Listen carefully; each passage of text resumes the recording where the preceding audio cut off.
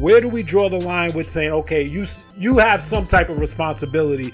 You had an opportunity to leave, and you did, but then you came back. You know, you had an opportunity to say no, or whatever the case may be. Like, could have went to the authorities. Where do we draw the line with saying, okay, like, you do have some responsibility in all of this? Perfect.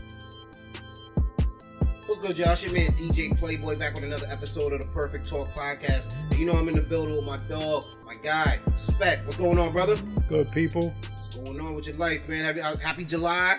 You know what I mean? Halfway through the year. Happy Sunday. You know what I'm saying? You hitting them resolutions for the year? If you ain't hit your resolution for the year, you at the halfway point where you can still have a good year with them. I don't even remember what mine was. I know I've been slacking. I got a couple I know I've been slacking on, but I got to get to it, man. And I got to give myself a shout out, too. I don't even think I spoke about this last time we linked up, but I completed a 5K.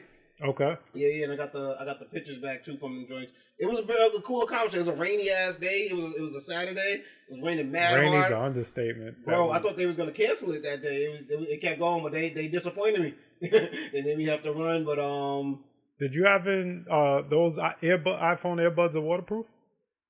They are not. That I know. Those are my oldest ones though, so I wasn't worried if they would have stopped working. That's like my oldest Apple Watch too, bro. Like I was soaked by the time I got there. I had a strap that was like supposed to hold my phone up on my. I was like I couldn't even do it. I was like it would have my phone. I think my phone was like 2 weeks old at that point. I was like, nah, I ain't risking it. So I ran my phone in my pocket, just like bundled up. It was nuts, bro. It was insane. I can't even explain it, but it felt like a dope accomplishment. I feel really accomplished doing it. Since my third time doing it. So, you know what I mean? I definitely want to do more, like, in terms of, like, even, like, what they do 5Ks and the next one's 10K. And, like, I wouldn't mind doing a 10K and then working my way up, you know, to the mini marathons or whatever. But that's a long way to go. But even with this, like I said, just the process of training and getting ready for it, I slacked a little bit until, like, the week before. And then, you know what I mean? I got myself through it. But it was... Just to say we did it was an accomplishment. So shout out to me, man. And Spec, I think it's about that time we got to get to Plick a Spotlight story. You know, we like to highlight a story every week here on the Perfect Talk Podcast. Big story, little story. Either way, they going to get that light shine on them. That Diddy verdict came out, man.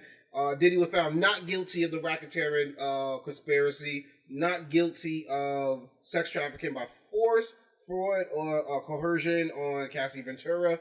Not guilty on sex trafficking by force, fraud, or coercion on Jane Doe, but was found guilty on transportation to engage in prostitution in the count against Ventura and Jane Doe.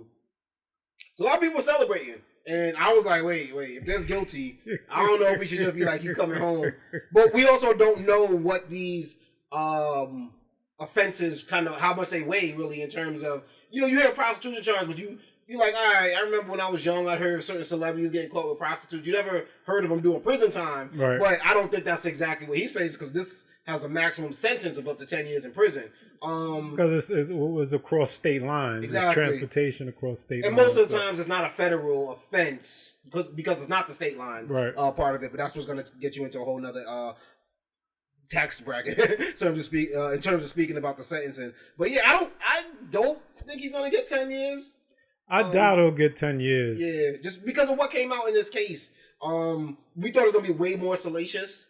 Thought it was going to be a lot more scandalous. And I think once the case started getting boring in terms of the news that was coming out of it, I kind of was like, oh, they don't really have much. I mean, what they had mostly was... So they had a ton of witnesses, but they didn't interview all the witnesses. Okay. The main witnesses was just the two girlfriends, Cassie and then Jane Doe, whatever her name is. And I mean, that's pretty much it. And in both instances, you seen... I don't think anybody disagrees with the fact that he was abusive in some way, shape, or form. But there's a big issue surrounding consent. Like with both of these ladies, you know, you've seen instances where, you know, they may have broken up with him, chose to come back, you know, sending him text messages showing that they clearly are down whatever it is for all the freaky shit that he's doing. Setting it up. And setting all of these things. And if I'm a juror, that stuff matters. Like, you know, and so I was never really with the whole racketeering charge on one individual. Like, I just feel like that's not playing fair. But before the case came out, you thought we were gonna. I thought we were gonna hear about celebrities. I thought we were going to have parties. I thought a lot more people were going to go down. I'm starting to wonder. I wonder how much, what was the guy's name, the attorney, Tony Busby? I wonder how much he got it from, because he said he sent lawsuits out to celebrities that have already started to settle. Now, he could have been lying. Who knows about that? But I don't believe he probably did. How much so he just got a bag of people settling for stuff they don't even, maybe just because you probably, they don't want that. Yeah. They don't want that publicity. They don't want to be attached to it. Yeah, exactly. But even so, you might think because you might conflate the two, because this is a civil case, and then there's also a federal case going on where you see. But that's how Diddy shit started, as a civil case. That's true. And then the feds was watching, and they, you did. All right, now we gonna go in. And I think once you see people leaving his house with cameras, videotapes and computers, hard drives, you start wondering, like, maybe you did something. Don't gotta be nothing salacious. Don't gotta be even nothing freak off-y, but you did something at a party. Mm-hmm. You're like, damn. And if I'm worth mad bread, $5 million may not be nothing to me. I'll come up off this $5 million. I'll stay quiet. But as this case was going on, it did start to feel like this is just a black man that you guys were trying to embarrass. Like, there's a big difference. What R. Kelly was doing seemed way more organized in terms of he had homes set up where the women couldn't leave, and it almost seemed like prisons. And that seems more like what they were trying to throw on Diddy, where this is like, these are women that he's in a relationship with. Now, granted, he's asking them to do something that maybe they've grown to regret. Maybe they've, after time has passed, it's like, that was a little wild. But not this, not racketeering to, you know what I mean? Not a racketeering conspiracy. They were trying to make an example. Yeah. And that piece I'm not really with, making an example out of people. Like, I'm with being fair, keeping that same energy at all times. And so, yeah. Yeah, it seems really weird. I thought a lot more was going to come out of this case. And like you said, there were witnesses that they didn't talk to because they put the weight on the case, on the Jane Doe, on the Cassie Ventura of it all. But And I will admit, it does seem like Diddy had an organization set up in almost some Nino Brown type ways of how this was going to happen. Not just for freak-offs, but also for, like, if he had a beef with somebody. If he had an issue, you know what I'm saying? So they probably could have actually got him if they went a different route with it. But because they tried to throw this prostitution, almost like slut-shaming him, so to speak. Right. You know what I mean? It was like, all right, now you made your case kind of, like, flimsy. Also, I think another thing is because of the feds, something you always hear when somebody has a case in federal court, the 98% conviction rate. I think that number is so high because a lot of people keep hearing about a 98% conviction rate, when if they really came down to it, they probably could afford a lot of those cases, but maybe not. You don't got the resources. Right. You feel like the odds are against you going into it, but it does. I mean, this kind of makes it seem kind of clownish the way they kind of went at Diddy with this, and shout out to him for like having the boldness to like combat it, you know what I mean, and not just taking something. And I also don't like the fact that my man dropped to his knees. Also don't like the fact that like he hasn't been granted bail up until this point, and then still got denied bail after the sentence has been told. Now that might be his own doing, though. Yeah, I mean, I'm not mad at no bail. At the end of the day, if your attorney leads, like they opened up the case with, he's a violent, like this is a case of violence and all of that. So if I'm the judge, and the judge even said this, I mean, how could I let him off on bail? You say your client is a client like a violent that commits violent acts. If I let him off until sentencing, who knows what he can do? No, yeah, and I believe I don't think he's gonna flee. So the judge never really. It wasn't about fleeing. It was just about his violent nature. Well, yeah, because I think after hearing about the indictment, he still threatened multiple people that were involved in this. Oh, you mean like in the beginning, earlier on? Yeah, yes, he did. Knowing that there's an investigation against him, he was going out of his way. Like, people testified to him threatening them. So I can see why they feel like, oh, if we let him out now, who knows? Even if he feels like he's going to go do 10 years, he still might, you know what I mean? Somebody said Cassie's got a target on her back. I don't believe that. Only because of how much money she got out of all of this. That if she wants to protect herself, she now has the resources. She has the resources to disappear and never be seen again. He also has a lot more resources, and I don't know at this point, now that he's paid lawyers, now that he's given up certain things, how much resources he still has. Might not be as much as it was before. I don't think he even wants to waste his time with that, though. He should be done. Yeah, I don't see it as a target on his back. Target on her back. She spoke her truth. It's one thing if you're just going out and just talking about something that embarrasses somebody else, but some of the stuff embarrassed her. Oh, yeah. I mean, a lot of the stuff embarrassed her. It went both ways. Yeah, so I don't see it as that. I think if They've all gone through it. If you even think about it, Target, how many instances have we seen where whether it's like George Zimmerman, Casey Anthony, like these figures that were very extremely polarizing, people hated them. They got off. They live normal lives at this point. Like George Zimmerman living normal life? I thought he was like in. He lives in Florida.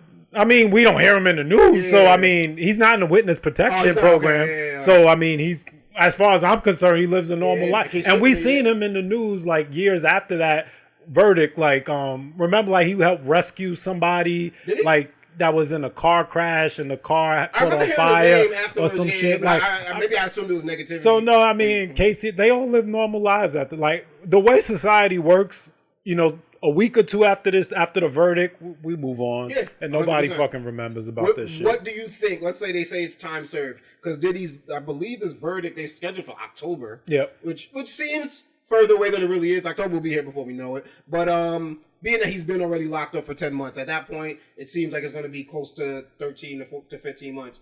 So they may possibly say time served. I know that's at least what his lawyers are going to try to argue. Let's say they go with that route. What's next for the music mogul? Certainly not music. I think, you know, does he have that though? That sense of awareness? I don't know. It'll be interesting to see. Like, yo, come support my album. I think he might. But because and not just him. You've seen this in a Chris Brown. You've seen this in something like even a Rick Ross who wasn't even legal trouble. It was more like internet fodder. You just go to the music. You drop a lot of music heavy. R. Kelly did it when he got in trouble. So I think if that has always been something that you like, all right, I'm leaning. It'll be very interesting. It'll be interesting just for people to talk about him, not because Son is still making music and got Yeezy backing him. Yeah, but I don't know that anybody really ever took his son seriously, even in the music. Song.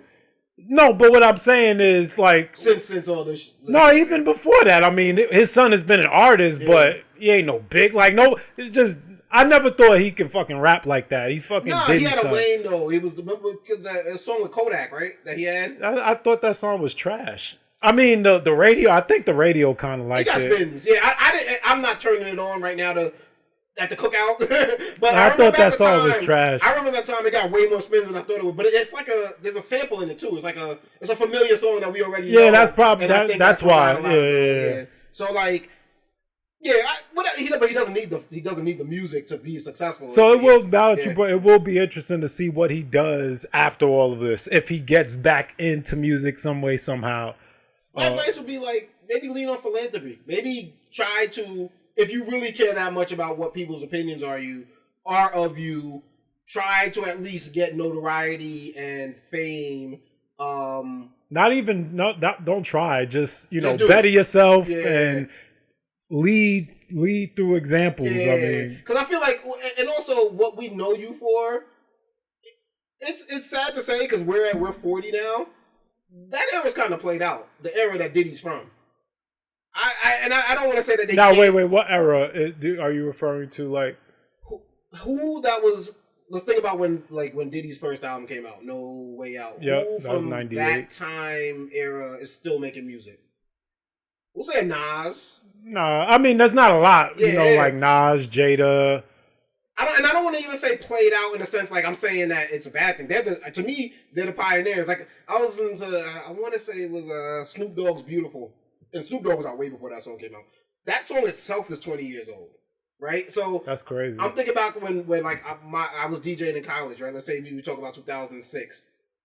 That's the equivalent of a song being made in 1986. Imagine how we thought about songs that were made in 1986 when we were freshmen in college, when we were sophomores in college. So it's not. I'm not saying it's a bad thing. I'm just saying I don't think that's what Diddy dancing around with a bottle of champagne or a bottle of Ciroc. I don't think that's what the we're kids not there at this point. They don't care for that. That's so lean into that. You're now in that next stage, and I think that's kind of what Jay is at.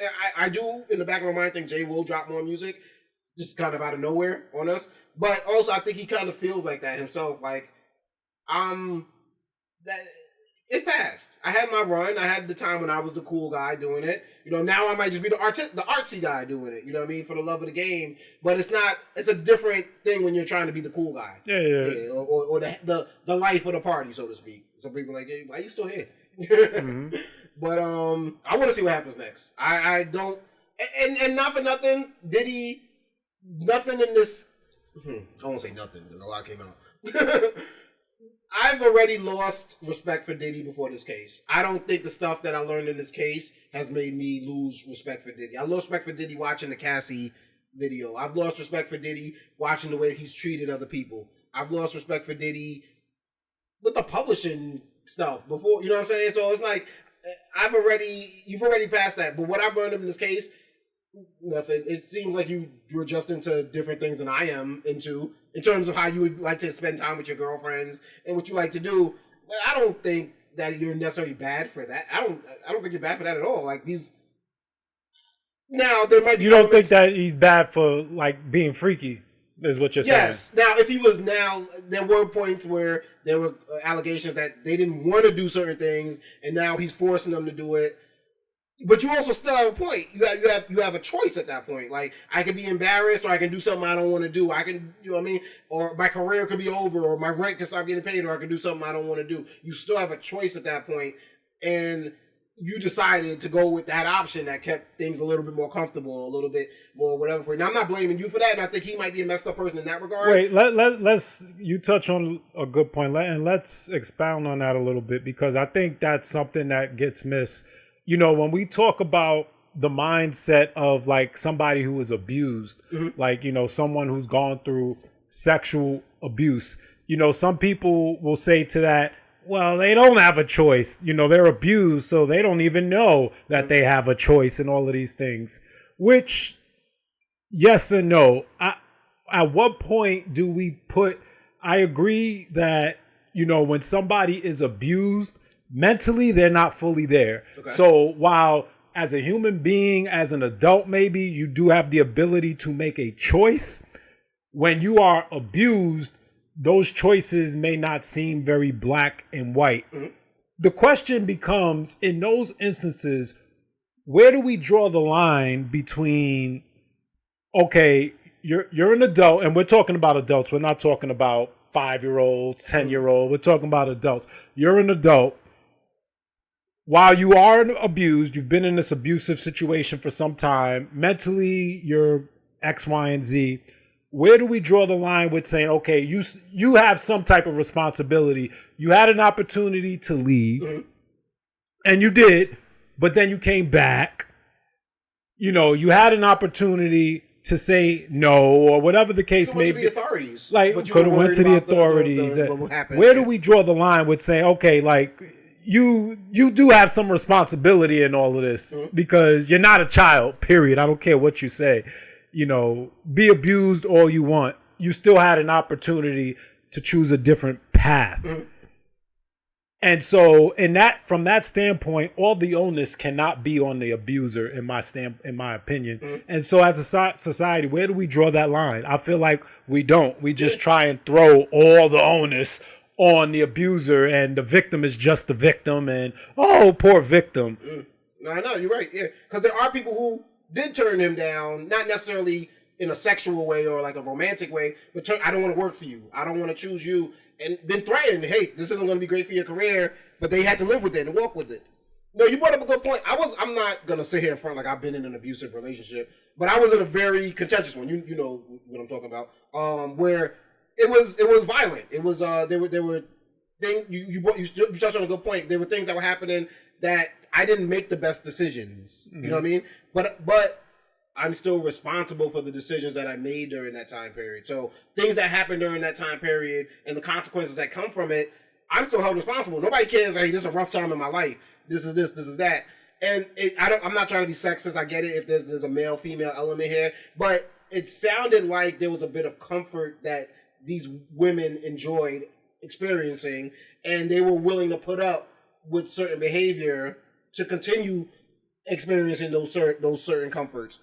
I'm not saying it would have been easy for them to leave. I'll never tell anybody that, and we're not there in their relationship to even talk like that. But I do know, looking at it, there's a difference between this comfortable on this side, be it maybe some things you don't like, as opposed to really uncomfortable on the other side, and they might not have been willing to hit to that other side until later in the relationship where other things happen.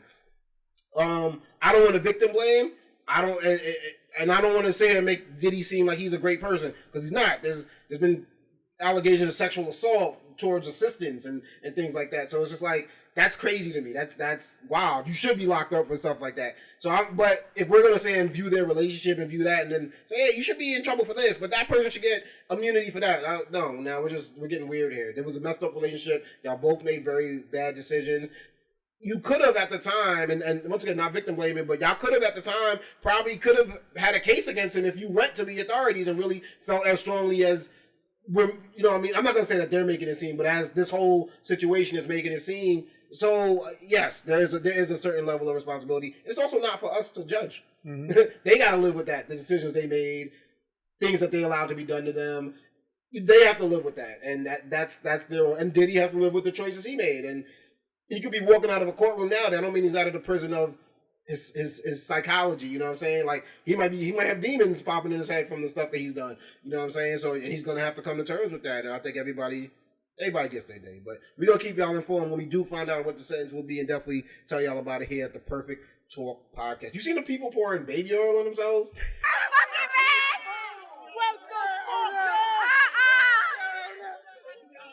What was that? That was. Oh, you got love the support. Yo, I don't even know if I want to say those. Oh, they were selling merch too. Damn, it was some funny shit too. Really? Yeah, it was a circus out there. No, 100% was a circus. Oh man, I seen some shirts. I forget. Damn. They said the chick from the Breakfast Club, Lauren LaRosa, was like how Diddy's family. They definitely had a sense of like excitement when the sentence came out, when they walked out. But I guess they had to go back later to find out about the bail, if that'd be approved or not. And that was just a different energy. But I feel like even to have excitement, I guess if your dad's up for life and you know he's not gonna get life, you'd be excited just to know he didn't get the life. But I was like, and you have to think black people excited. Like it's not gonna be. Oh, it's not. No. Yeah, that's not Sunday church excitement. There you go. So. Yeah, no, but I think we were talking about in the group chat. We were like, well, he was guilty on these, and then I think it was Keith was like, oh yeah, Diddy doing some time. And then, yeah, but there's a difference. All right, my pop's got to do 5-10 years versus the rest of his life. Yeah, exactly. So from that stand, that same thing with Diddy, like he's on his knees because the most serious charge is off the table. That's true, man. What it do, y'all? It's your man DJ Playboy. Just interrupting real quick, man. I really appreciate you watching this episode of the Perfect Talk Podcast. But if you're watching on YouTube, please hit that subscribe button. You got to run them numbers up so I could keep running it up. Also, if you're listening to the audio version on the podcast, make sure you leave a review. Let them know how much you love the podcast and, subscribe to the thing. And if you really, really want to support the team, go to www.perfecttalkpodcast.com. Get yourself a t-shirt, get yourself a sticker. You could even get yourself a mug, man. The possibilities are endless. And the prices are low. Holla at us, baby. Let's get it. Okay, we're going to move on. I forgot to do this at the top of the show. I was too busy shouting out my own 5K. But we got to tell the people out there if they checking us out on the YouTube or if they, even if they listening on the podcast, go check us out on the YouTube. Make sure you hop in the comments. Make sure you leave a like and make sure you hit the notification buttons. And you could be showcased on a future episode when we showcase some comments. And I want to bring up these comments right about now before we go to our next segment because they are specifically talking about the Jim Jones Nas beef of it all, right? Okay. This was on a video that we put up on our Perfect Talk podcast channel by Bay Price. He said, Nas doesn't care about going viral. He's a grown man making business moves. And they put the shrugging emojis. Imagine being 50 plus talking about going viral. And, and then had the kind of the people's eyebrow emoji. Is Jim Jones over 50? He's not over 50. I was gonna say, but he's in his 40s. They're close enough. Yeah, they did. Then somebody, Daddy Joseph wrote, this guy, he is sick, referring to Jim Jones. Just is Lil this 28. AI? Is this AI? Stephen Robinson, YE1QQ wrote, Jim, chill out, Nas, one of the greatest. And that's going to bring us to our next segment here on the Perfect Talk Podcast Spec. It's actually called Put Some Respect on My Name. My name, come up, respect. Let's go. Stop playing with my name. And that's when my dude Spec will let us know if he has respect or speculation towards the topic, man. And you know we gotta go right to this Jim Jones Nas of it do all, it. bro. I gotta know what side are you on, man. And this whole thing, I think, started from what I seen. It started from this video right here. 3 influential people regarding dressing. But Swag, Jim Jones is top 3. But Nas influenced Jim Jones. Cap, Chrome Hearts, and the BB Simons belts and all that. Jim Jones is like top 3. So where you put Max B? Nobody was wearing Ed Hardy. Nobody was wearing True Religion. Nobody was wearing Chrome Hearts. All that was white biker stuff. He brought that into the culture. Well, And how old are you, real quick? 23. 23. So Nas first dropped 94, right? So that's a different time period where this is not really even checking for numbers yet. He came in at a period where just checking for the skill of the game. You're comparing 2 different eras, and I feel like it's a little bit disingenuous. It's the difference between being in the game and being relevant. But Jim Jones is more relevant than Nas. Shout out to the Don't Quote Me podcast. I think that's the name of their podcast. That was the first place I saw this debate happen. I don't know if that's where it started. That's where it originated. But I seen this young man right here. I was like, obviously he might not know what he's talking about in terms of rap legends, but he also is talking his opinion, and I think that is what is the big issue with this all. Everybody has opinions. They're like assholes. Everybody got one, right? That's the term. But there's a difference between having an opinion and then just talking straight disrespect. And I think what this allowed, I shout out to Jim Jones. I think he's very savvy on what the kids are doing nowadays, what's popping on the internet, what's not. He's like, I'm in the algorithm, let's keep it bubbling. And went on and did a few interviews, spoke to Joe and Jada, spoke to different podcasts about Shannon at Sharp and Ocho, I believe, at one point, just about why this comment isn't ridiculous. And I think a lot of people's reaction to this young man was like, oh, he sounds silly, he's young, he doesn't know what he's talking. He's talking about clothing as opposed to lyrics, which I agree with. I think there's a 2 different discussions. You can be very influential in the fashion world. I don't know why bringing up that white bikers wore something and now that there's cool that we wear it is a strength in your argument, but to him it is. To that young man it is. I wouldn't bring that up during a hip hop debate. I'm talking bars. I'm talking. Yeah. But I can see why that's important to him, right? You know what I mean? It's not important to me, but I can see why that might be important to the young man. I can see why people going viral, why he thinks relevancy is more important than legacy. I don't. You know what I'm saying? I'm in that camp. But shout out to Jim Jones. He's allowed to have his own opinion. He's allowed to feel like he is on Nas's level. Whether we believe it or not, I think that Jim Jones, you gotta remember, Diplomats blew up heavy from the Nas beef. When Nas goes on Hot 97, Nas goes on Power 105, kind of blows up Power 105 to a bigger radio station just because he's dissing Hot 97 and Summer Jam, because they won't allow him. I believe he wanted to hang Jay-Z in effigy, like a dummy of him or whatever. They wouldn't allow him to do that, which rightfully so. That would have been a little while. This is Cameron, this is Noriega, this is Rockefeller artist, and then that starts a whole war. So you got to think, if Jim Jones came up in his fame by dissing Nas, he didn't look at Nas as a someone to worry about. He looked at him as a David or Goliath in the sense like David stepped up to Goliath. Goliath had the name, the fame, the size, everything, but David wasn't afraid, and I think that's how Jim Jones, the attitude he had when Dipset started going at Nas. So for him to still have that feeling of maybe Nas isn't a legend, maybe he didn't bump Nas's music, he's allowed to do that. 2, I think it's smart for him to do that. It pumps up the algorithm, it keeps his name out there, maybe it gets some more gigs, maybe it doesn't. But where I don't like it is it kind of feels like disrespect. It's like, well, one, it's also not true. He started bringing the conversation to numbers, and then people pulled the card and found that Nas's numbers are more than his, from Billboard charts to Google searches to, you know what I mean? Any metric you really want to break it down nowadays, Nas is a bigger artist. Address one thing though. Go ahead. Jim Jones has 9 entries in the Billboard 200 with 3 top 10 albums and no number ones, while Nas has 27 entries, 16 top 10 albums, and 6 that have reached number 1 on the Billboard 200. So you sound silly when you start saying that you have stats to back it up and you don't. I get having, I don't want to call it hubris, but I guess having confidence in yourself to want to be in the debate, but you got to keep it actual factual. You know what I'm saying? And that's when it starts getting weird. Also, there's nothing wrong with saying, hey, I'm nice, I'm good, I'm dope. That don't mean Nas is corny. That don't mean Nas is whack. I don't have to pump me up by bringing somebody else down. I think we do that too much in hip hop. But I get, where were your whole view on this whole debate? Like when you first heard of it, what's your view on it now?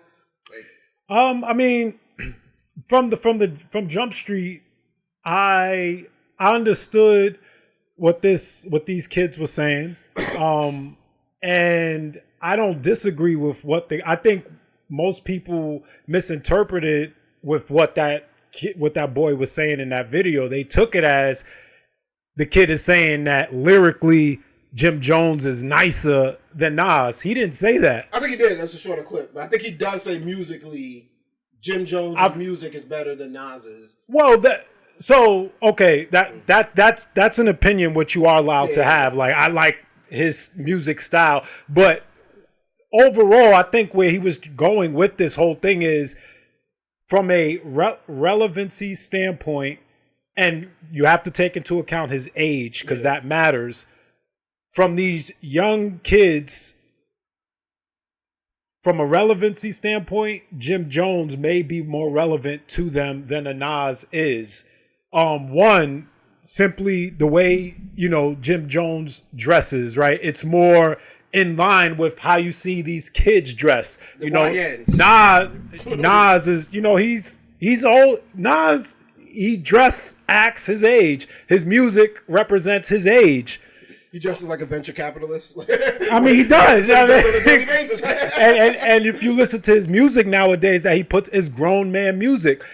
20-year-olds ain't trying to listen to grown man music. So I'm not even going to check for Nas music if I'm this age, right? Jim Jones is still, you listen to his music. He talks about clapping. He's still talking, the young nigga shit. Yeah. So if I'm a young dude, I'm a gravitate towards that. Like I said, the fashion piece, Jim Jones, he looks and dressed like how I dress. I'm a gravitate towards that. So from my perspective, yeah, he is more relevant than Jim Jones. Now, when we just strictly talking bars, there is no conversation. Then once Jim Jones got on the radio and interviews and started talking, he started bringing up numbers. Yeah. Now you just seem like a buffoon. Now you're just talking. So I can't listen to that. But if we want to have a conversation of relevancy to the young people, I'll have that conversation with you and I will give it to you. No problem. From a young person's perspective, yeah, you're going to gravitate towards more of a Jim Jones than you will a Nas. Jim Jones, he's still working with artists and signing artists, and they happen to be young kids. And so he's still. Does he sign that drill rapper? Does that guy Bass Swag or whatever? Because I seen him in the video with him. I know he has young people signed. I don't know specifically who. So from that perspective, Jim Jones still has his ears in the street. He's still connected to us, and so that's cool. I have no problem with that. He's still making music, so his ears to the street in terms of you talking about Jim. Yeah. So he's still, even if he wasn't signed an artist, I'm saying he's still making music because he's still making actively, you know what I mean. And I will also give you an example of what this looks like. Like back in, I'll say 2008. I have recently graduated college. I was in my mid-20s in 2008, I think.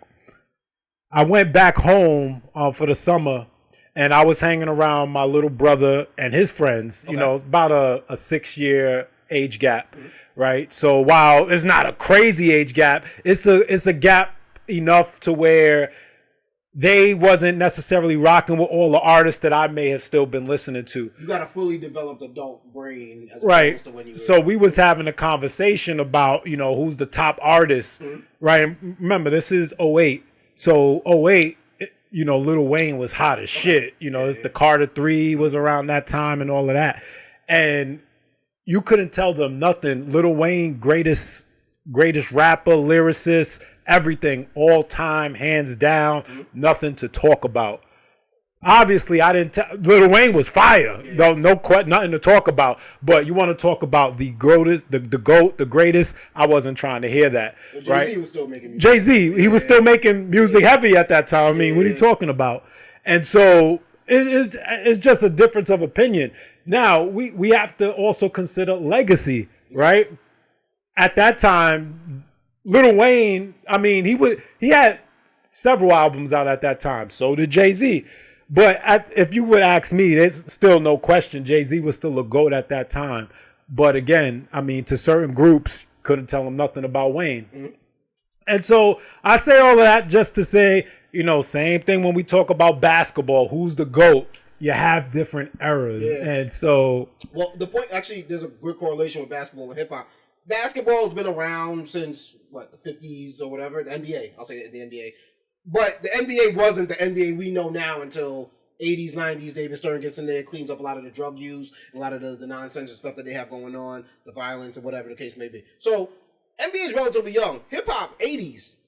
Still relatively young. We're looking at, 50 years. Just hit. So, yeah, and I think we'll take it back to that from the 80s to about, let's say, 2005 era, right? There wasn't this, paying homage to the old school going on. It was kind of that's played out. You actually you're only really supposed to do this for a short time. Yeah, if you old and rapping, you corny. Yeah, but you got to think the art form is so young that it was young people doing it. So I don't think in that time gap we had a separate age groups for music. It was just maybe you listening to Grandmaster Flash, but you still listening to new stuff. Maybe you grew up on that and you still put it on every once in a while. But we were all kind of listening to the same thing. It wasn't.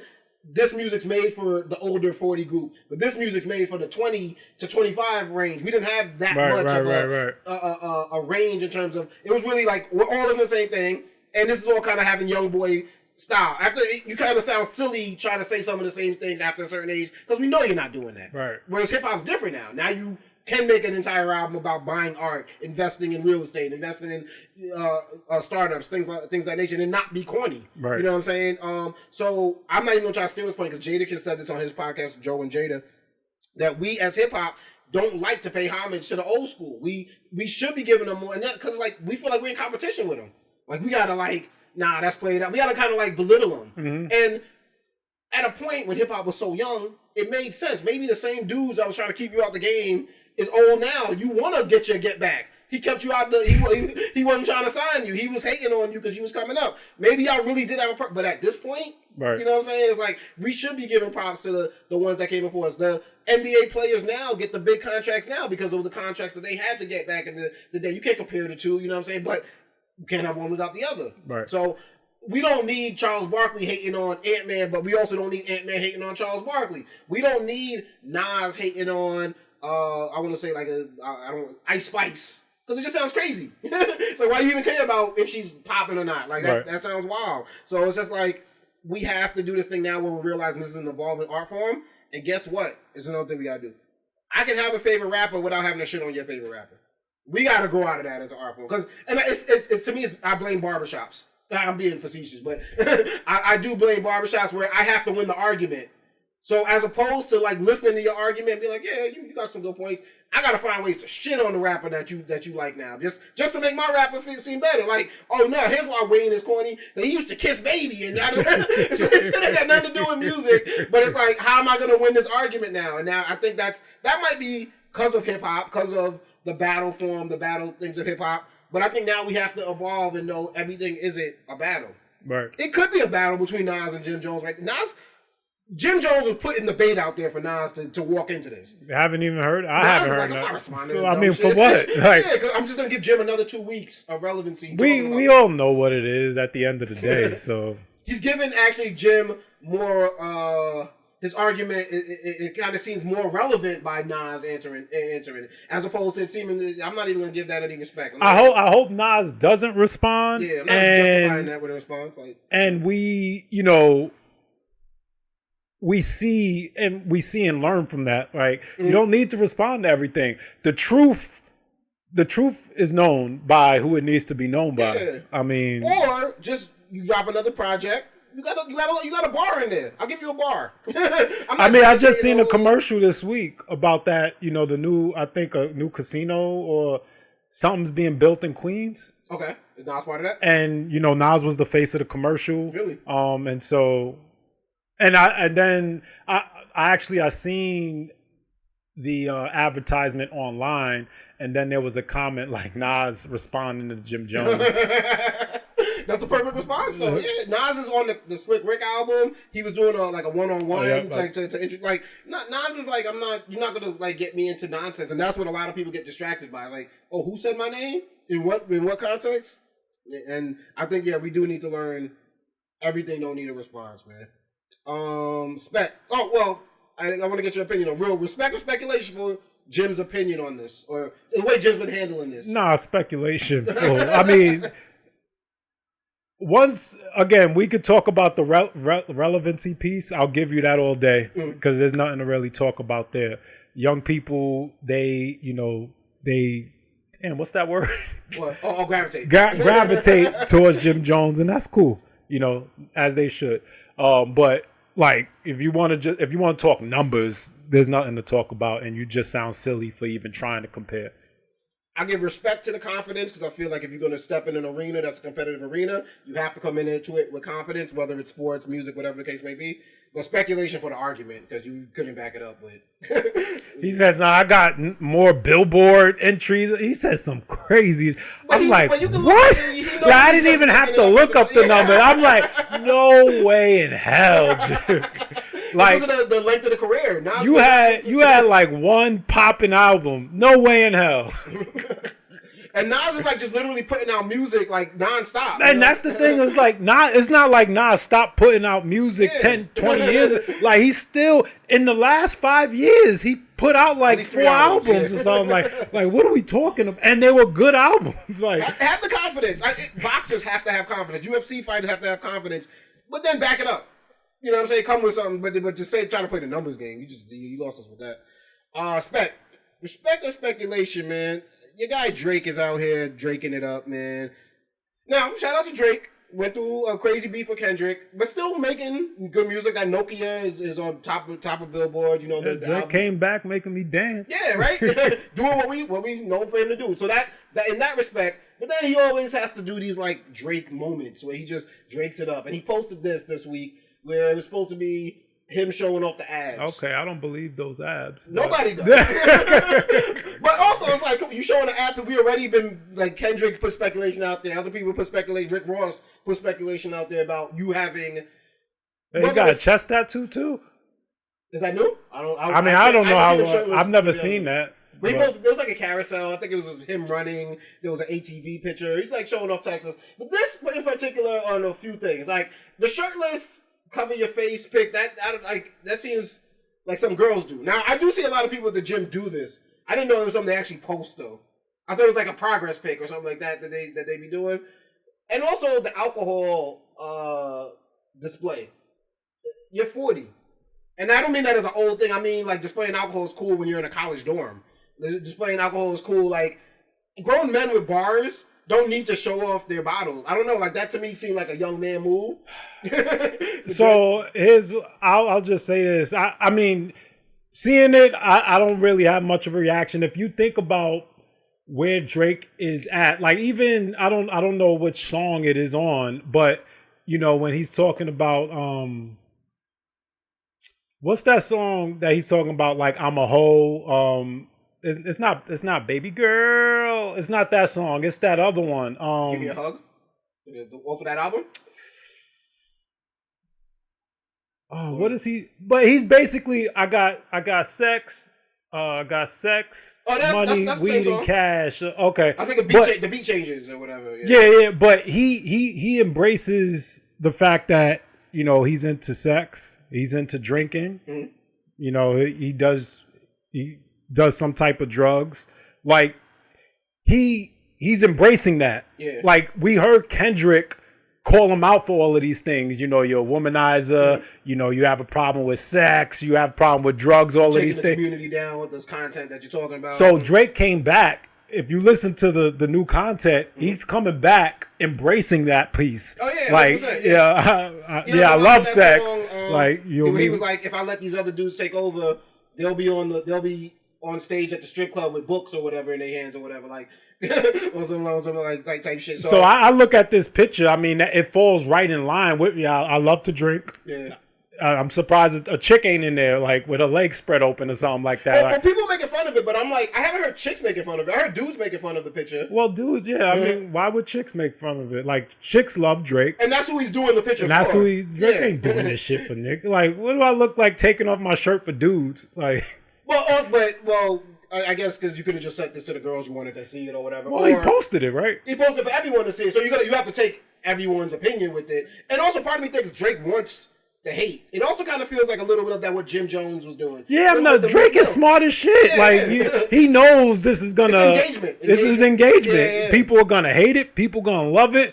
We're gonna talk about it. Yeah. Listen. Drake is a genius. Like whether you like him, hate him, he is a genius, and nothing that he does is that was a mistake or that was just by. No, it's all thought about. Like.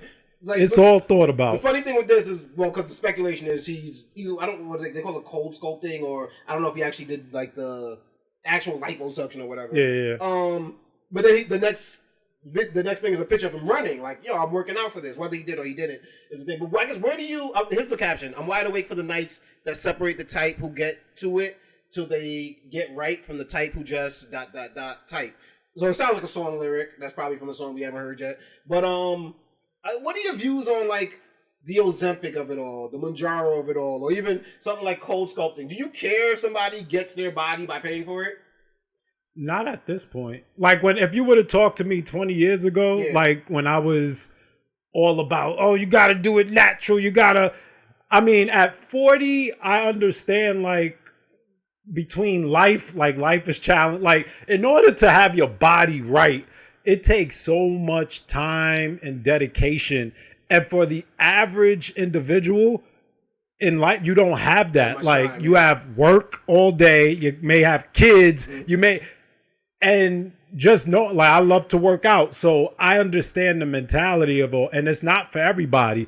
And you have to put yourself through things mentally and physically to maintain a body, And so I'm not necessarily, if you ask me today, I don't really care about the Ozempics. I'm to each his own. Yeah. Like I wouldn't do it, but if that's what you're going to use to help you, to each his own, whatever. I'm at the same place with it. I don't want to put something in my body that I don't know what the effects are going to be later. So for me, I'd rather run on the treadmill. I also feel accomplished when I do it. I'd rather go to the gym and put the weights up. I also don't have the resources to pay for it. Actually, when I have the resources, see if my answer is the same. It might change real quick. But for me, I personally want to get it like naturally. I don't give a fuck what you do. Like if you're a girl and you went and enhanced your breasts, either they look good or they don't. Like it's not. I'm not gonna be they're fake. Oh my god, don't talk to me. Or I'm only looking for the real. Like that's who cares? Like, 'cause you know what I'm saying? Like the majority of people who are gonna see what you pay for aren't going to be in a intimate enough situation with you to tell you what their opinion of it is anyway. So do you? Anybody else out there, do you? I wouldn't do Ozempic because I feel like I'm going to have the big head with the small body. Like it's not going to look right. I'm at this point, I'm stuck going natty. But to each his own. I don't care if somebody does. To me, honestly, it do make me happy that you do it because I'm like, well, I went and I'm in the treadmill. Whether I'm not getting the results, you might have the results. But I'm putting in the work where I feel like that's more beneficial as opposed to just getting the results. But I'm not going to knock it. I'm not going to make fun of it. I don't like now the BBL abs, for lack of a better term. They're a fairly new thing. So they haven't been around. There's no reason for me to hate on it. You're either going to look funny with it or you're going to look weird with it or you're going to pull it off. But why do I care what another man did to get his body to a certain point, like, not, you know what I mean? Not just, like that was always a corny thing when they started leaning on that with Drake. Like, yo, I'm like, this is where we're at now. That's when I still thought Drake was going to win the battle. when they was talking about his abs, because I'm like, I think it's just because as men, like, it's a silly thing to make fun of, but in reality, who really cares though? Yeah, I don't. Do you care if the dude in your favorite movie took steroids or human growth hormone? No one cares. No, like now, if he dies from a heart attack 2 weeks later, you'd be like, maybe I'm gonna avoid the shit that he was on. But other than that, as long as it could affect him 30 years later, you're not even gonna put the two and two together. You know what I mean? Like, yo, I think maybe they just use it as a way like you're fake. things you talk about are fake. It adds to the fake. It adds to the like, you know, type of deal. But meanwhile, their girlfriend has a BBL and they're about to go hang out with her and shit.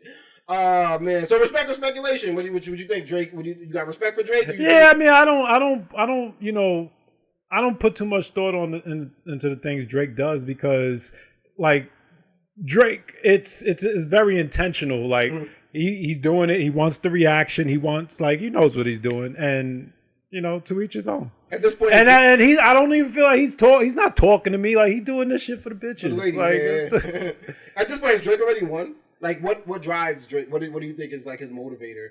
Like in terms of music, I don't know what his motivator. I mean, because I couldn't even tell you. I mean, he's won rap battles. He's lost rap battles. He's on the top of charts. He's made hits. He's had #1 albums. Like I don't even know. Yeah, I couldn't tell you. Unless he wants to I don't know what the end game is for him at this point.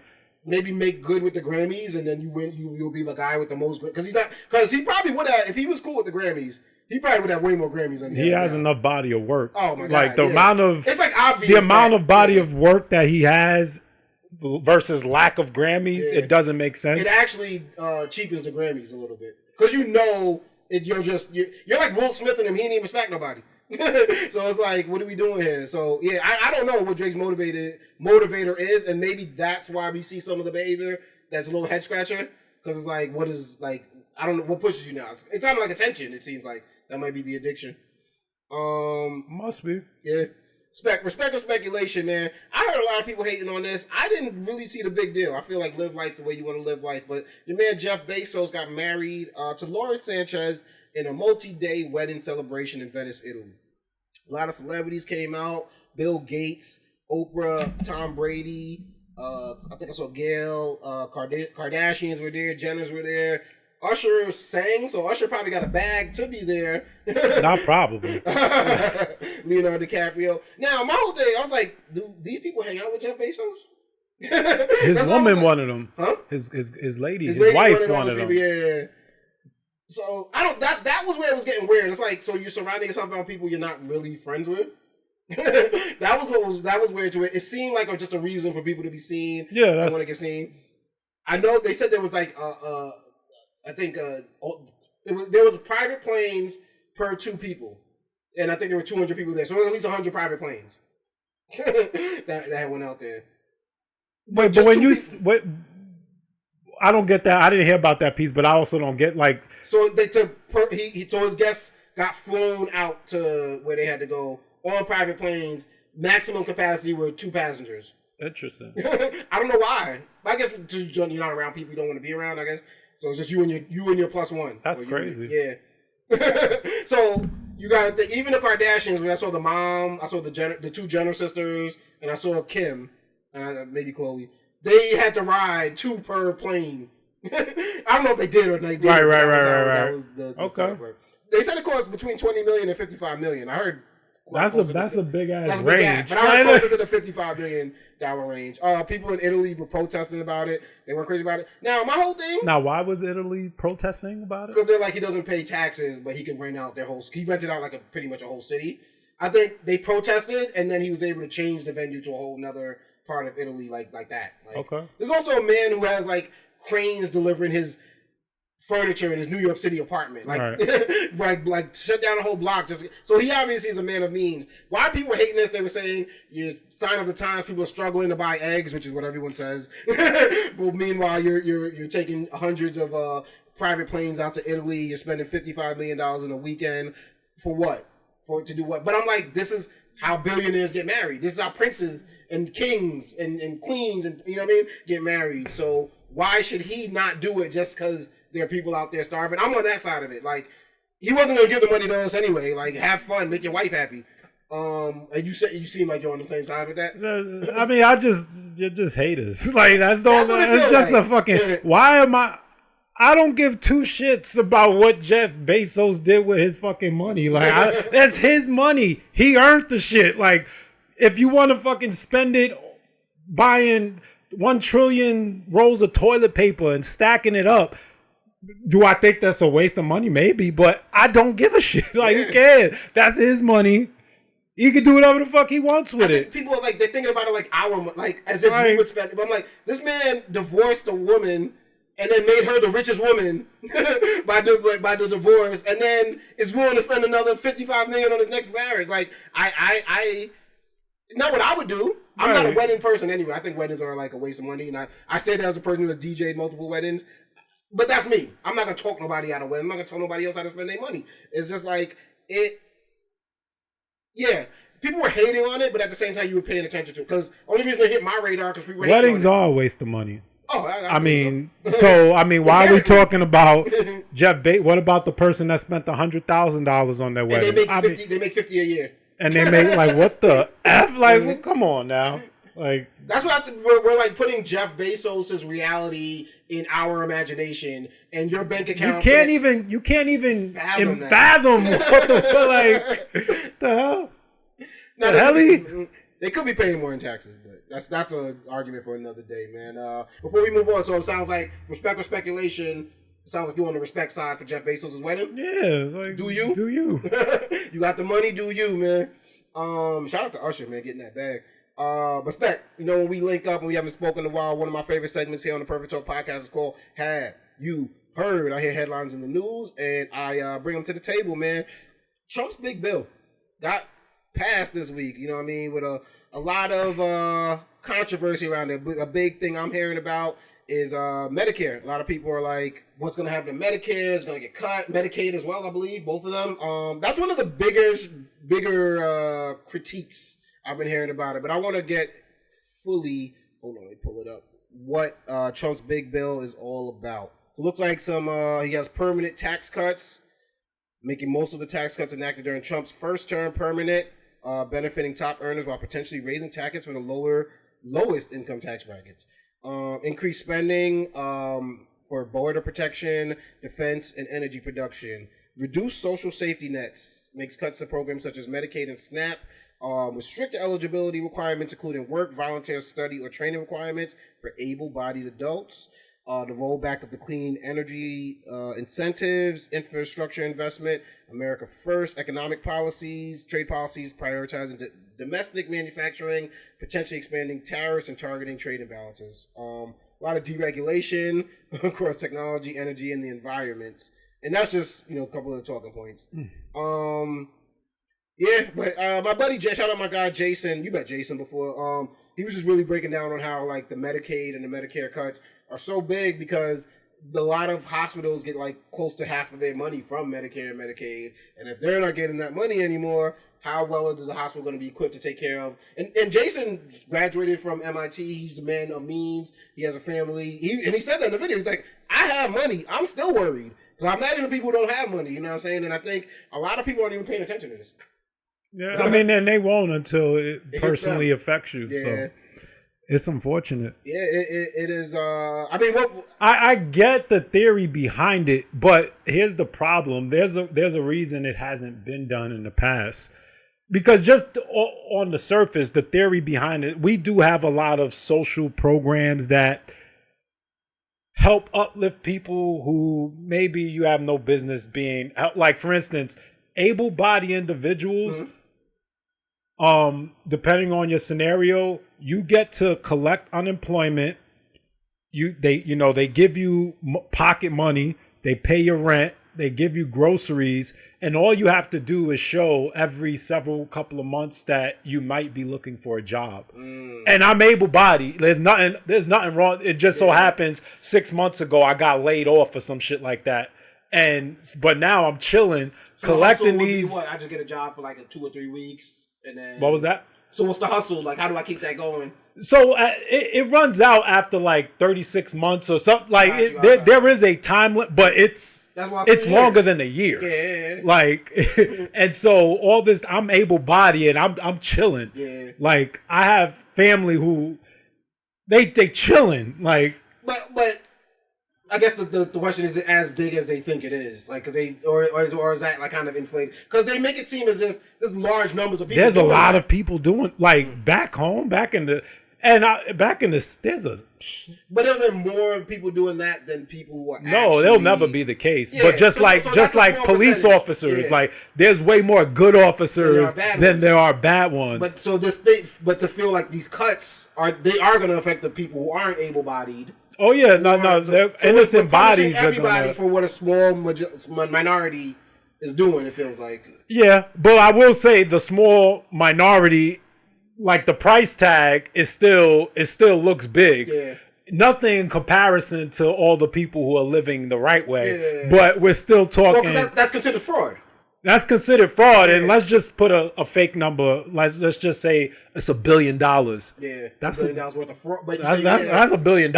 Like, and if I'm looking, I need more money over here. Yeah. I see $1 billion of nonsense, and so why not more pushback? Like my, and I don't want to. there is no pushback there's because nothing we could have done anyway, right? The Republicans already had the numbers. yeah, like Trump has about like 90% support in the Republican Party, which means nobody's going. The only people that go against Trump are people who are not running for re-election. Yeah. If you are They know running, it's career suicide. if you are running for re-election, which is most, you're not talking out against Trump. Period.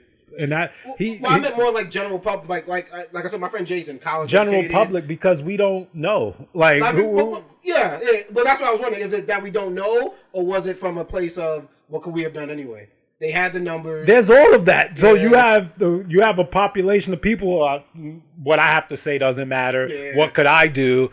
Then you have the people who like They're just in their phones so much they don't even know this is happening. like I don't pay attention to politics. I don't even watch TV. Like, and so you have a combination of all these things. People at the end of the day just aren't paying attention. So No, the not paying attention thing is huge. They was like, and this is internet conspiracy, so I'm not saying I back this or believe this, but like they were like how the whole Iran Israel thing. Remember, like that whole weekend it took over. It happened on a weekend. It like took over.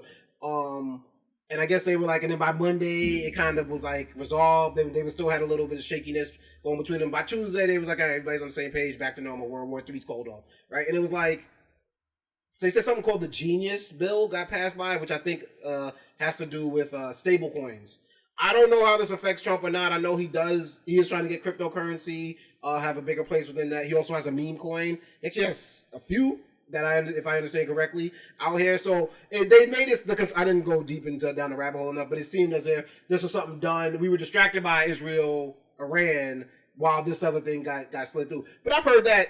I mean, that always happens, exactly. though. I mean, when you know that something's popping over here, all right, let's go through the back door. I mean, that's normal shit. But unless you watch C-SPAN, how you wouldn't know that. The CNN ain't jumping on both sides. They're going to talk about the bigger story. Yeah. So it's like, a Fox News isn't going to cover what they don't want. But that's how that's how it's done, and that's how smart people move. You create the distraction, and then you slide through the back door. Yeah, wag the dog, I believe is the term, man. Spec, this 50 Cent Ja Rule beef, and we talking about how like old music is, like, and not old in a bad way, but like how we've come a long way. So I'm thinking about like 50 Cent Ja Rule. What year is this? This 2000s, early 2000s, maybe. Slightly in the 99 maybe, but like I think more so 2000s. We're talking Ja Rule, 50 Cent. We're going up on 2 decades pretty soon. It's still going on where Ja Rule feels the need to like still battle with like 50 Cent fans and talk shit to his fans and all that. So this was like a video that Ja Rule had posted. He responded to a fan talking about 50 Cent's ticket sales. Okay. With the tour he has going on. He's on a new tour? I want to say yes, in the UK. I want to say it's overseas. Okay. This looks like his legacy tour with Fat Joe and Mary J. Blige. Yeah, it looks like it's overseas because of you see how like the money is like pounds or whatever. So yeah, they were like showing the prices or whatever. This was someone's response. He's like his tickets are sold out, and he took a screenshot of all the tickets that were sold out. And then Ja Rule had posted, "You sure about that? Ain't nobody coming to see you, Otis. I mean Curtis." And then he reposted another tweet from Pop Fusion HQ saying, due to extremely low demand, 50 Cent is now offering a 2-for-1 deal for his Legacy Stop tour in London. So then Ja Rule goes, not the 2-for-1, and then posts this video.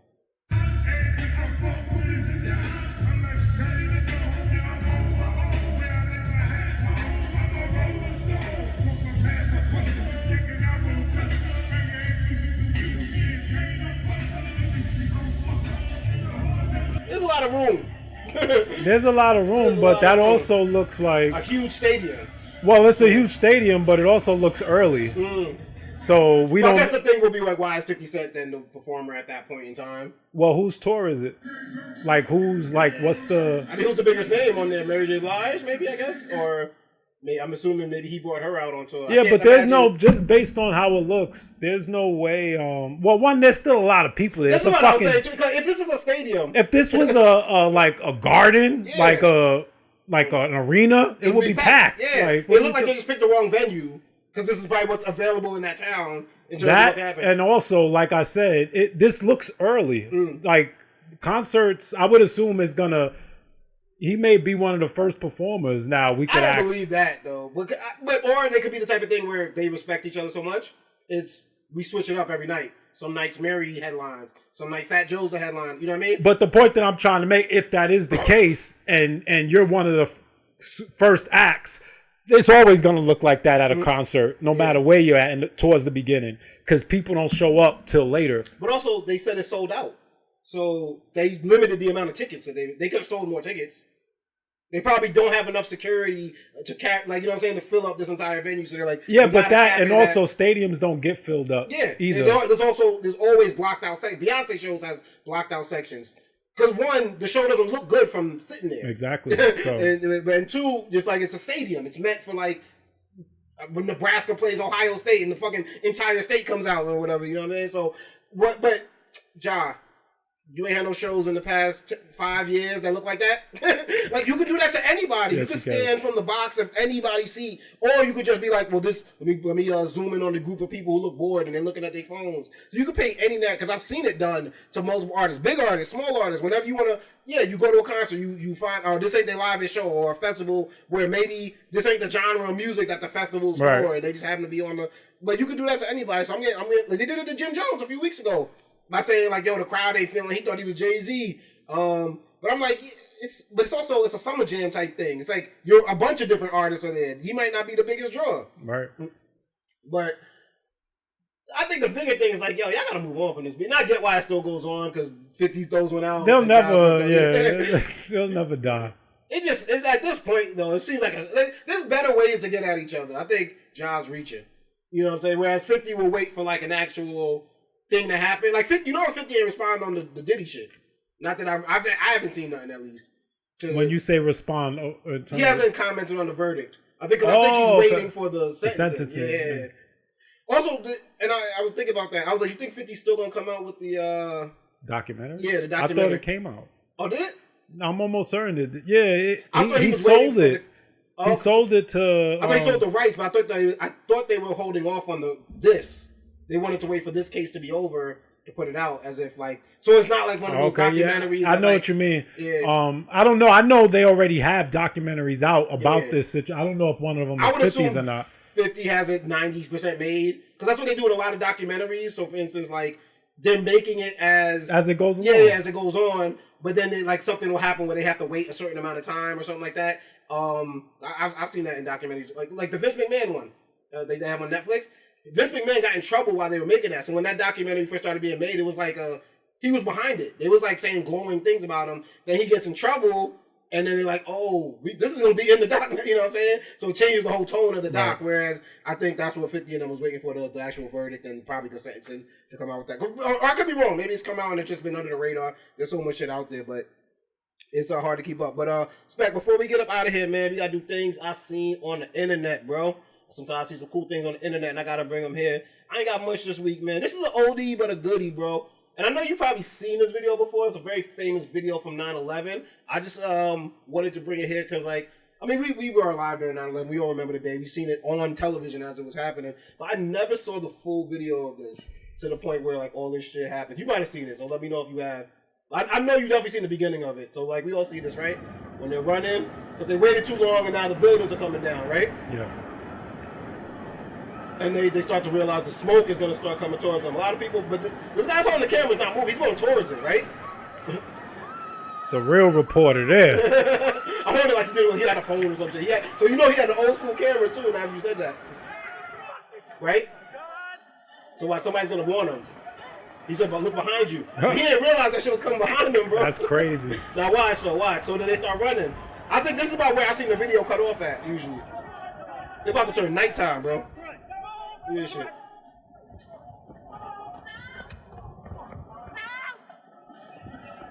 Nighttime, bro. That is nuts. Yeah, they 2 years ago, they did a special 9/11 thing. And National Geographic, they released a bunch of video that had never been released up until that point. Oh, okay. This was one of them. This guy's on the floor. You see him? He's like underneath that fire truck. He's like getting down, Yeah, trying to get up the angle. Yo, he's wilding. They also, one of the craziest videos I seen from 9/11, they just had happened. They had the two of the fire departments had an embedded camera crew with them because they filmed the documentary. They were filming a documentary having not 9/11 obviously. It was about the firemen. They were filming the doc, and so they released that footage, and so they had footage of like the firefighters that were in the towers, and then the shit comes down as it was coming down. I seen that shit. That shit's great. Like, I seen it on 60 Minutes or something like that. Yeah, like that shit was crazy. But then no, that whole everything that those guys have, that video is probably like so valuable because they got the joint where they don't show them, but people are jumping out the buildings, right? Yep. And you just hear like bombs. You hear the bodies. And they like they think it's bombs. They're like, what is that? What does that sound? And it's like that's the bodies hitting the top of the joint. Like I was like, yo, that's nuts, bro. Not like they'll never run out of footage. They have so much footage. They'll never run out of like that's why every year they can just show stuff because so many people filming from different angles. I seen people taking pictures as they didn't even know what's happening behind them, but as the planes are hitting. But I saw this video and I was like, yo, my man did not know that shit was coming from behind him. Oh, the shit came from around the block. Like, it's weird now, but as more time passes, I'm like, bro, I don't think that's how I don't know how to say this without us getting cut off of YouTube. We watched the building get demolished. At the time, it was hard to believe that, but we obviously watched. That's how buildings get demolished. Like, honestly, before 9/11, I feel like I used to see on TV all the time. They showed what buildings look like when they got demolished. Like, you see the boom, boom, boom, boom on each floor, and then the joint will fall. I feel like after 9/11, they didn't show that demolition footage as much. That's a conspiracy theory right there, but 100%, I feel like I used to see that shit all the time. And after 9/11, I ain't see no demolition like footage and shit like that, bro. That shit was like, a pet lion escapes. Attacks a woman. Oh shit. I feel like I want to watch that now. Yeah. So like I don't know. Just like I said, there's never. I don't want to be the conspiracy theory guy for 9/11, but as more and more time goes on, I'm like, it's one of those things that we'll never have the answer. So it's always something to kind of like talk about and debate about. I want to see this pet lion joint though. Hold on. Pet lion escapes and attacks women. I probably can't even show this video. Damn! That train hopped over the wall. Oh, you think shit's sweet? Damn. He went straight for her too. I wonder if it's like she was talking shit. I wonder if it was the color that she was wearing. He went straight for her, dog. Like, he was probably walking by, sticking her tongue, teasing her. Oh, you think shit's sweet? And then where'd he go to after that? Like where'd he go off to? That joint came over like he was looking for her. Was Son trying to catch it? You see, look on the other side of the wall. You gotta like see dude running. Like he knew it was about that joint was about to leave. You see him right here running? Yep. Like, hey! He's like, yo, get down! Ah, shit! I gotta walk around this whole wall now. What made him get off of her? He probably went after the kids. He realized the kids were smaller. Hold on, can I make this big? That's crazy. And she seen her jump over the whole wall and everything too. Yeah, he just takes off down the street. Yeah, he's out. Yeah, damn. He reacted to her because she was running. Yeah, she was just there. She made it though. She made it out. That's crazy. Big animals like that, they don't run. You think if she would have just kept going? Because she was like almost past it by that point. She stops because she seen it. She got scared. You think if she would have kept going? Look, cause look. Hold on. Oh no, she gotta get past it. She wasn't going nowhere, nigga. He mean, whatever was closest to that. Yeah, I thought she was damn near passing at that point. Cause she like hesitates. She sees him coming over the wall. Yeah, I mean, she's like, wait, hold like, on. what the fuck? Like, you got, like, am I seeing what I'm seeing? I don't know if it eventually catches that little kid, but she saved that little kid's life. Because it looked like a little kid like had ran right past too, like that little kid right there. Yeah, she saved that little kid life because that would have been the first target right there. And then he probably still went after the little kid. It looked like. That's like funny. And he went after the little kid because, again, he only went out of people running. Yeah. Like cats specifically, they will chase anything that runs. Well, bears too. They say don't run. Yeah, right? don't run. I mean, well, you're not gonna outrun it anyway. Yeah, and you're never gonna outrun it. So don't waste your energy. Dude, how come stuff like this don't get media attention? You said why? Yeah, like this is like floods. This is just like the scariest shit. Probably because floods happen everywhere. But mad people die from this. They do, but it's not salacious enough. Yeah, it's mass shootings. Right, exactly. Yeah, because like I'm like flooding like it's damn near up the trees, bro. That's some biblical type stuff. Like, you know what I'm saying? You would think that this would get attention. Like, I feel like people barely talking about it. Before we get out of here, Spec, I got one more video for you, brother.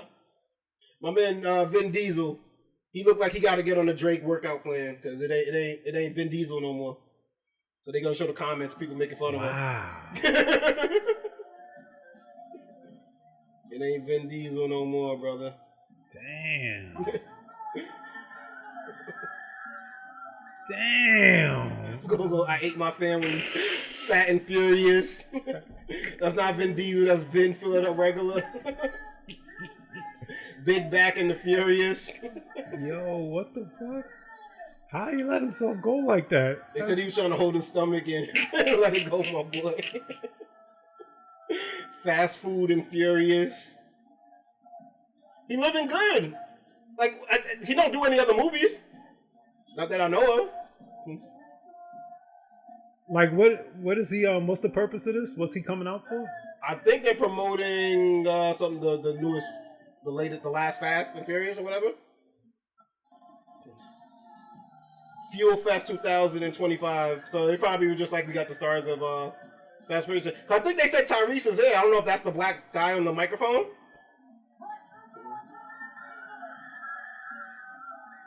Damn.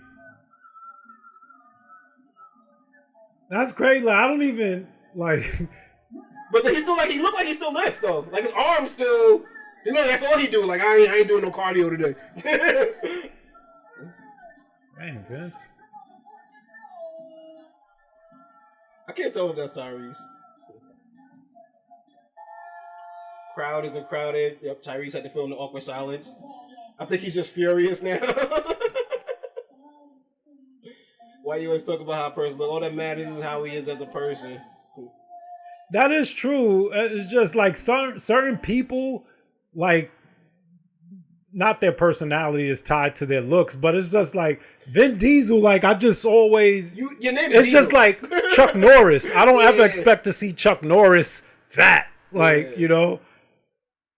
They said, is that Jean-Claude Van Damme. I don't expect to ever see him. No, who else? Oh, I was gonna say, isn't he fat? No, Steven Seagal is fat now, though. But also, what's with the body shaming, y'all? When did that become the thing? No, we've always been a body shaming society. Body shame women. When did we start body shaming men on a regular basis? Drake got to be a shake getting body shame. Vin Diesel getting body. He didn't think he was gonna get. He rubbed the belly too. He rubbed the. He did the I should have worked on this 6 months ago. Oh, Vin. Oh. Hey, it's all good. Fill it up regular. Nah, we got. It's getting too real when we body shaming men. Like, come on now. Oh, bro can't wear a sleeveless shirt on stage. Come on, he just want to work on arms. Anybody ain't trying to do sit ups in the gym, bro. Spec, that is another episode in the books. Where can my people find you at on social media, my brother? Nowhere. You can find your guy, DJ Playboy, on X at DJ Playboy. You can find me on Instagram at Plickapeasy. And you can find me and the entire Massive on Instagram as well at Perfect Talk Radio. Go And check us hit out them right comments, people. there. Yes, sir. Go check out the YouTube. And go get you some merch. Hell yeah. Yeah. Spec with the merch on, you know what I'm saying? But like he said, man, make sure you go to the YouTube, hop in the comments, hit the like button, make sure you tell a friend to tell a friend, hit that share button, turn them notifications on so you know when we drop new videos, and go check out the website, www.perfecttalkpodcast.com. I feel like I'm the only person that still say www. Probably. Because, yeah, go to perfecttalkpodcast.com, like the World Wide Web. Like, who says that anymore? You're showing your age. All right. You can tell we the America Online generation. Go to perfecttalkpodcast.com for everything DJ Playboy and the Perfect Talk Podcast. And of course, like Spec said, you could get some of the merch, you know, get that PT on your chest, you know what I'm saying, and represent for the entire massive, man. Spec, sports is done. Shout out to the Oklahoma City Thunder. They took home the NBA championship. Football ain't starting for a couple months. We got WNBA, which is a little bit more exciting than it was in years past. And baseball. And baseball. Baseball's big right now. Yeah, you watching? I think soccer. Isn't soccer on? You know, there's a lot. This is the season right now for all the fringe sports that haven't blown up yet to kind of make they. Soccer's big. No, so soccer's big, but I was watching lacrosse the other day. Okay. Professional lacrosse. I didn't know this was a league. Albany just won the arena football like a week ago. So this is like this is the time. Women's flag football. They even got women's padded football.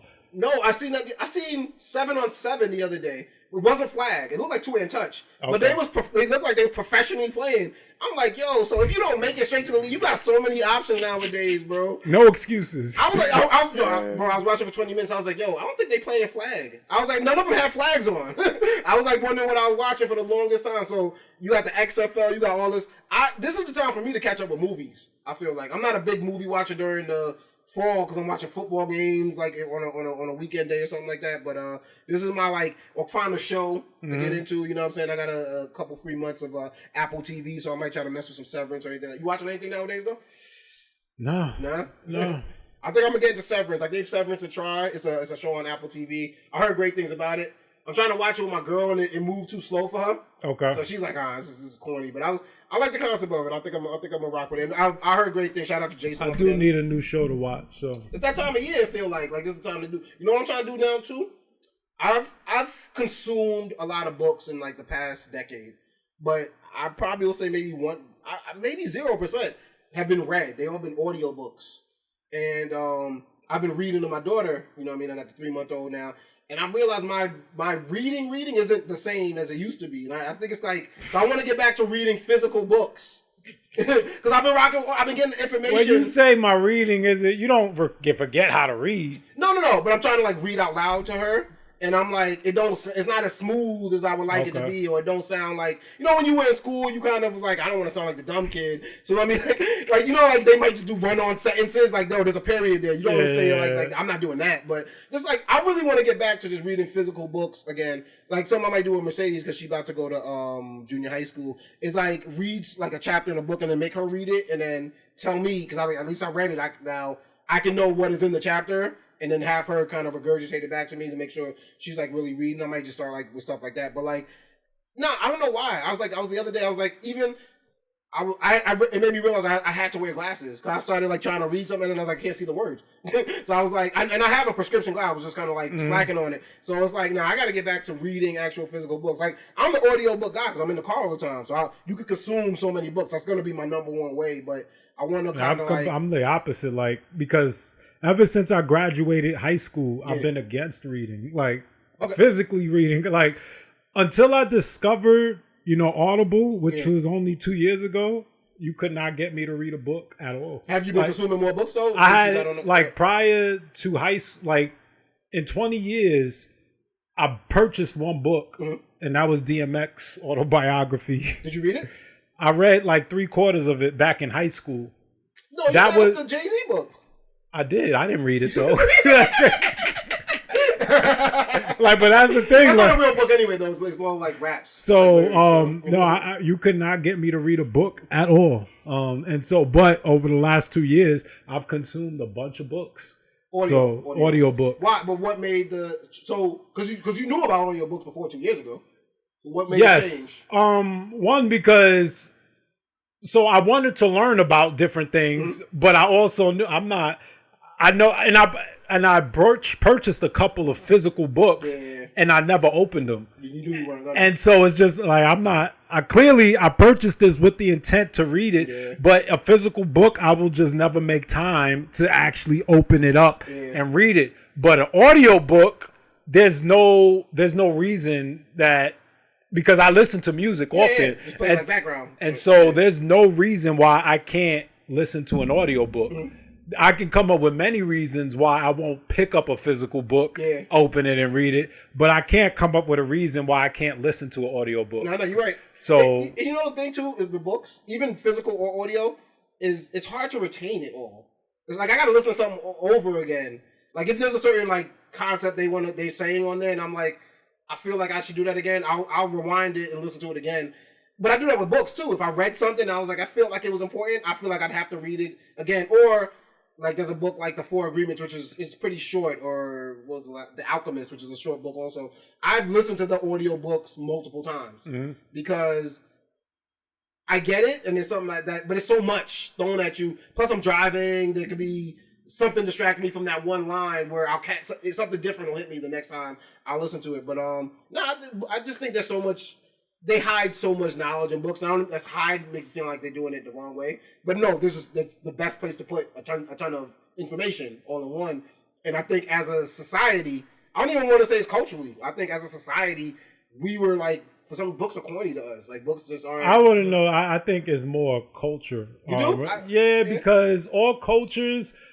Like, think about it. Where well, I don't culturally, know. I meant racially when I say culturally. Yeah. Oh, that's what you. Okay. Yeah. I mean, if you think about it, like, where is being a nerd like frowned upon?